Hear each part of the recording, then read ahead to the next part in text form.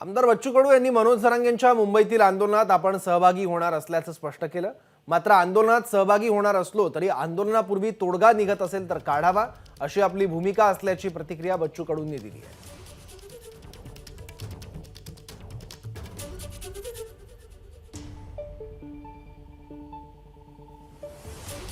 म्हणजे त्यांची मागणी हीच आहे की कुठेतरी सगळे सोयरे या शब्दाला धरून ते त्यात सगळे सोयरेची व्याख्या करणं महत्त्वाचे आहे। त्याच्यातल्या 5-6 व्याख्या तयार झाल्या तर त्या व्याख्या ज्या आहेत त्या प्रशासकीय बसल्या पाहिजे। उद्या कोणी कोर्टात जाऊन त्याच्या विरोधात काही उभं राहता कामा नाही। हा सगळा विचार करूनच तो आपण करावं लागेल।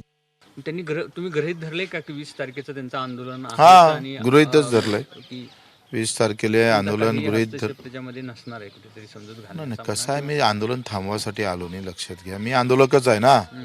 मी 10 डाव जाहीर केलं की मी स्वतःच आंदोलनात उभं राहणार आहोत। त्याच्यानं मी कसं आंदोलन थांबवणार।